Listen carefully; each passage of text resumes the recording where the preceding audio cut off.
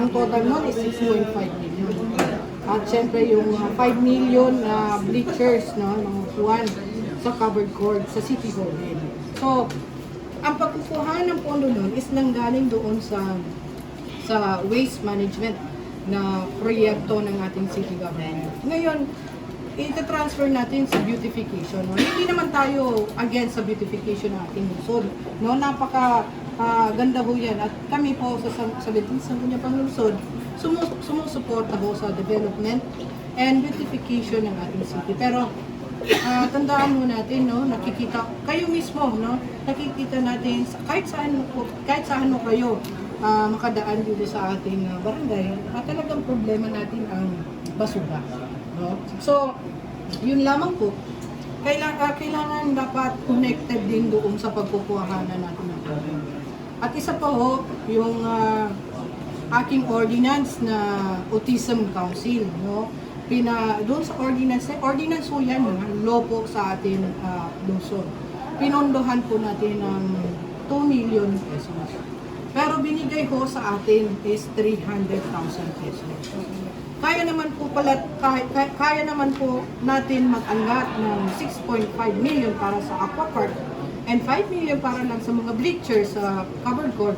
Bakit hindi ho natin kaya pondohan yung mga importanteng ordinansa tulad ng autism na tumutulong sa mga children with autism, sa mga guro na nakikater ng mga estudyante na yan, at syempre sa mga magulang nila.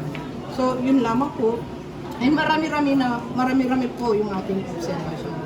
Bali, ang ating action motion para maayos nila. Kasi parang dito pa, kasalanan pa ng Sangguniang Panglungsod, bakit hindi namin na-approve. Bali, ang aming action motion ay ni-return ho lahat ng kanilang request para maayos ho nila. Pag maayos nila, i-return nila dito at i-check natin ulit. Pag okay, wala naman ho problema. No, agad-agad ho yan i-approve ng Sangguniang Panglungsod. Kung sino lang yung kanila na lumipat. Bali, sa government rules, okay lang ba yun? Pwede. As long as na-approve po ng sanggunian, yung inalaw po ng sanggunian, yung pagta-transfer ng fund. Yun. Pero yun nga, may konting katanungan lang po tayo. Kaya hindi po natin agad-agad na binigyan ng hindi ho natin binigyan, hindi ho natin na-allow agad-agad na i-transfer yung pondo sa panibagong proyekto.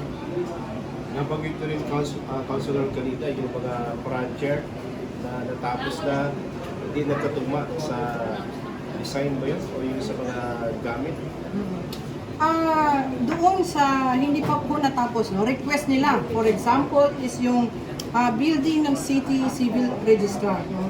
Talagang napaka-importante po na magkaroon ng bagong building ng ang ating City Civil Registrar dahil nasa kanila po lahat ng dokumento. No? Lahat to ng mamamayan dito sa Cotabato City. Pero kung titignan nyo ho yung kanilang proposal sa part 6 ng conclusion, magtaka ka ho, walang logic yung kanilang nilagay doon sa gusto nilang magiging proyekto na building. Dahil ang conclusion na sinabi nila doon, street camera. So ano po ang connect mo doon sa building? So, yun po. May pagkasa pa ba, Councilor Bonin, na mga request na City Government ng Chief Executive na dahil sa Sangguniang Panglungsod na marami pala ito, nakakabilang bilyones pala ito. Nabanggit nila na ABC na umaabot ng mga 200 billion, ilan Yes, po mga bilyones.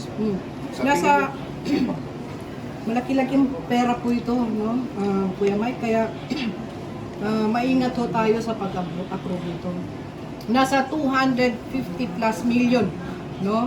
Yung total request ng ating executive department. So napakalaking halaga ito para sa proyekto sa ating lungsod, no? Kailangan makita natin kung talagang malaki yung impact na makukuha ng ating mga mayan dyan. Sa iba usapin na Councilor Bonin na kanina, nagkaroon ng division of the House regarding sa dredging operation. bigyan ng pahintulot ang Chief Executive. Kayo po ay bumoto ng against po dito. Bakit po kayo bumoto ng against, Councilor Honey? Oo. Ako'y nagboto against dito sa mining, no? Kasi kung makikita nyo sa lahat ng lugar na may mining, talagang masisira yung kanilang lugar. Hindi pa ho yan. During the committee hearing, marami ang mga kapitan at mga kagawad na marami silang na-stake na mga problema kung tayo ay magmamining at dredging dito, no? Yes, libre po yan. Pero hindi porket libre, wag po tayo magpatinag sa word na libre, no? Pero meron ho yan behind kung bakit libre yung kanilang pagbigay, no? Number one, mining. So lahat ng makukuha nila na minerals, hindi ho natin makukuha yan dahil yan po ay kukunin nila, hindi natin alam saan i-export. Number two, yung tax and mga problema kapag magkaroon ng problema like relocation ng mga tao, problema ng city, hindi nila problema. So yun yung hindi porket libre, makaka-benefit. Yes, makaka-benefit tayo pero tingnan natin yung long term doon, no? Hindi porket libre, i-allow na natin dito, no? Sinabi naman natin doon na further study, no? Hindi naman tayo against. Pero kailangan lang ng kaukulang study pa dito, no?